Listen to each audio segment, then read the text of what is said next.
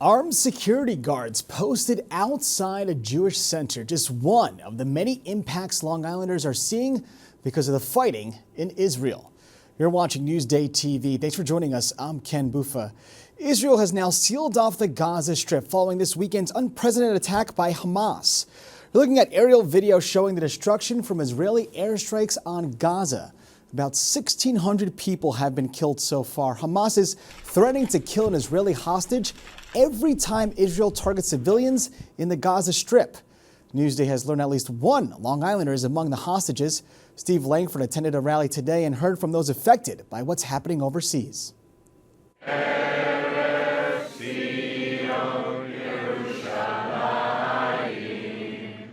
A rousing rendition of the Israeli national anthem entitled The Hope from an overflow crowd Monday at the Jewish Community Center in East Hills as heavily armed police stand guard outside the building.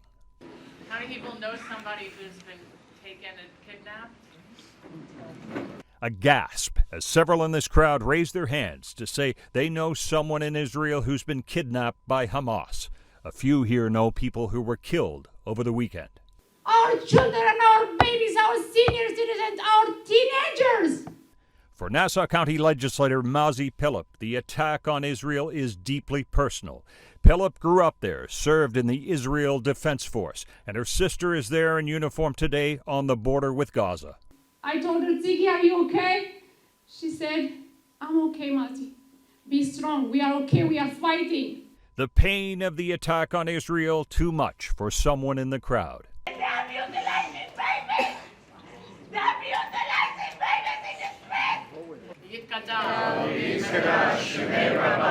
The gathering reciting the Jewish prayer for the dead, then this patriotic Israeli slogan.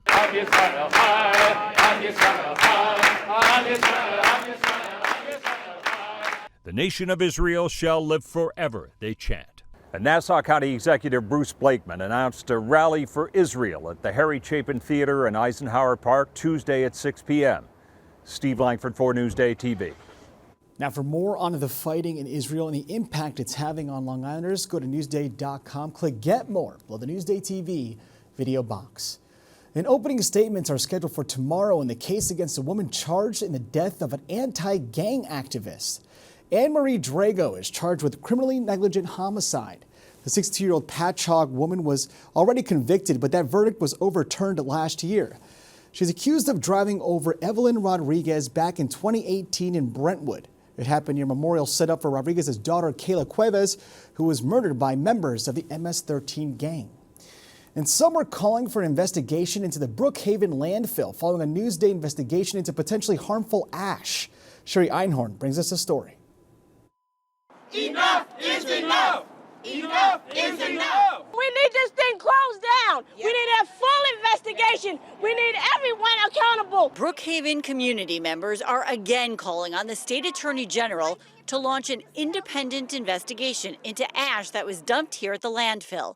This time, they're citing a Newsday investigation, which found that Long Island's leading waste incinerator, Covanta, couldn't be sure the ash it was dumping at the landfill wasn't hazardous. I have questions about the incinerator ash that has been and continues to be dumped in this landfill. I do not trust the town of Brookhaven or the DEC to provide the answers to my questions. The investigation uncovered internal documents from Covanta used in a whistleblower lawsuit that showed engineers were concerned about ash practices at the Westbury facility. People who live and work at and around the landfill have been complaining for years about the health impacts.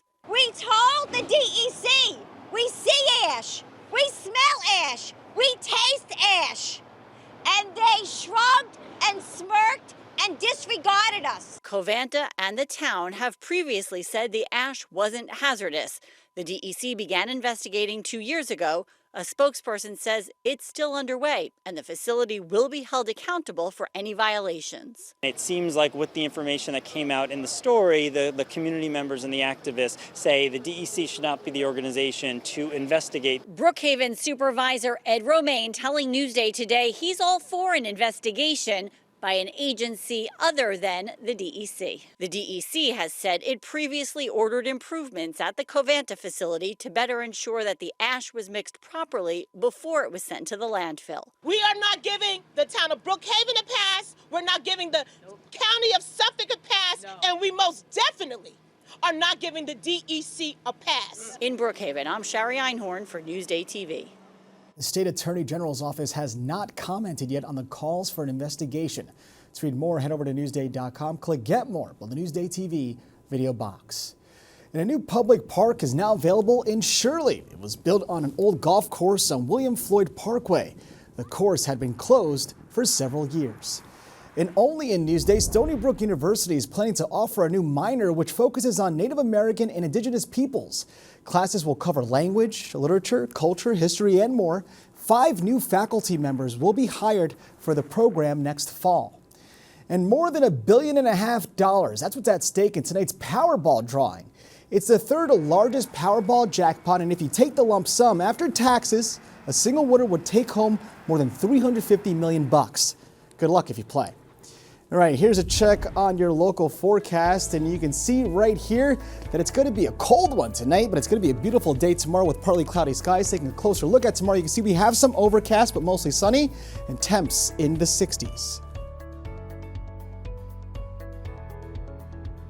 Long Island weather is brought to you by Home Tax Saver, PTRC Incorporated. Volunteers are coming together to teach a key life skill to kids. Drew Scott has a story from the Westbury High School pool. Dozens came to the Westbury High School swimming pool to prevent an all too familiar family tragedy, drowning. A lot of the times you see stereotypes, particularly with African American kids. So I just want my daughter to be very comfortable in the water. Why are you doing this? For fun and safety. The new 3-hour program is sponsored by the Jack and Jill Volunteer Organization of Nassau and BlackPeopleWillSwim.com through a new grant to prevent pool and ocean drownings. The kids range in age from toddler to teenager. The CDC says 400 children die each year from drowning. Sadly, the report also says black children are 3 times more likely to drown than white children. We are offering swim safety and drowning prevention. We want to educate our kids. We want to promote swimming. It promotes a healthy lifestyle. I feel like the Jack and Jill organization is very good for the kids to learn how to blossom and to just become great human beings and adults. I'm not afraid because I was in my pool at my house. He's like ready to go in the water, so. Once the kids are in the water, they learn to reach for the edge of the pool, then to float. Then full swimming lessons with 16-year-old Bailey Smith, one of the swimming assistants. It's all about getting rid of the initial fear of being in the actual water, and that makes it easier for the kids to learn how to swim. Having partnerships and organizations like Jack and Jill partnering with us is how we're going to bring those drowning numbers down to 0. Drew Scott for Newsday TV. Now to read more about these swim lessons, go to Newsday.com. Click Get More below the Newsday TV video box.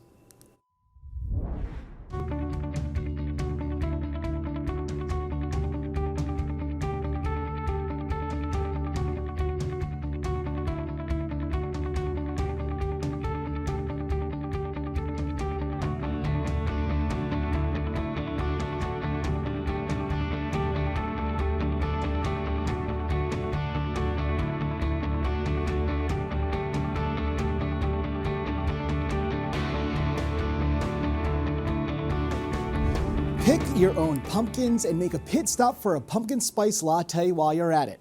Maisie Eglin takes us to Wading River in today's destination, downtown. If you're looking for fall fun, you'll find plenty in Wading River. Fink's Country Farm is a staple here. Family owned and operated by David Fink's family for generations. My grandmother always told me, if you love what you do, you never work a day in your life. And I don't go to work. Michelle might go to work some days. Their farm stand offers a wide variety of seasonal fruits and veggies, plus decorations and gourds for the fall. And if you still need a pumpkin, here you can pick your own. They're all still on the vine, getting bigger every day. It's very important to understand where your food comes from. You know, not just the people that grow your food, but where it comes from and what goes into growing that. They offer fun for the family all year round, with several play areas and activities for the kids. And if your littles love animals, here they'll meet plenty of them. And their barnyard often welcomes new babies to the Fink family. Wading River is also home to several small shops with a lot of creative flair and flavor, including brekkie. They specialize in acai bowls, smoothies, and coffee drinks, and pride themselves on using local ingredients. It seems like this is really a unique spot too. Like, this is something you can't get at other places around here. Definitely, which is what appealed to me and what has kept me here. They have a long list of year-round favorites, but also some really fun fall creations, like their Harvest Bowl and, of course, their pumpkin spice latte. You know, I put a lot of effort into making sure things are always good quality, fresh, you know, ingredients. And with tons of colorful creations, there's always something new to try. Reporting in Wading River for Newsday TV, I'm Macy Egland.